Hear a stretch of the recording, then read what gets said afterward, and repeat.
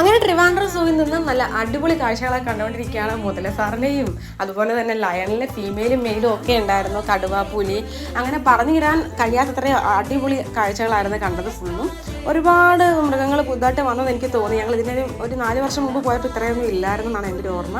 അങ്ങനെ നമ്മൾ അവസാനം കാണുന്ന കണ്ടില്ലേ, ഈ ആളാണ് നമ്മുടെ അനാക്കോണ്ട കേട്ടോ. നമ്മുടെ വാവാ സുരേഷേട്ടൻ പറഞ്ഞത് പോലെ ഒരുപാട് അതിഥികൾ ഇനിയും അവിടെ ഉണ്ടായിരുന്നു. നമുക്ക് എല്ലാം കൂടെ വീഡിയോയിൽ ഉൾക്കൊള്ളിക്കാൻ പറ്റില്ലല്ലോ. അത് കഴിഞ്ഞിട്ട് നമ്മൾ നേരെ മ്യൂസിയം ഒക്കെ ഒന്ന് കറങ്ങി കണ്ടതിന് ശേഷം കുറച്ച് വീഡിയോസ് എടുത്തതിന് ശേഷം നേരെ നമ്മൾ കോവളം ബീച്ചിലേക്കാണ് വന്നത്. പക്ഷേ ഇവിടെ പറയത്തക്ക കാര്യങ്ങളൊന്നുമില്ല, അതാണ് സത്യാവസ്ഥ. അങ്ങനെ ഞങ്ങൾ നിരാശരായിട്ട് അവിടെ നിന്ന് നേരെ തിരിച്ച് ഞങ്ങൾ നമ്മുടെ ശംഖുമുഖം കടപ്പുറത്തേക്കാണ് വന്നേക്കുന്നത്. നമ്മുടെ പ്രതിമേനെ കണ്ടില്ലേ, അങ്ങനെ ഹെലികോപ്റ്ററും പ്രതിമയൊക്കെ കാണുന്നിടത്ത് ഞങ്ങൾ കുറച്ച് നേരം അവിടെ ഇരുന്നു.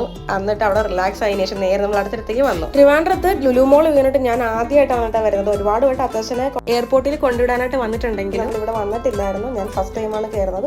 അതും അച്ഛനായിട്ടാണ് വന്നത്. ഒരുപാട് കാണാനുണ്ട്. അപ്പോൾ കുറച്ച് പർച്ചേസ് ഒക്കെ ചെയ്തതിന് ശേഷം ഞങ്ങൾ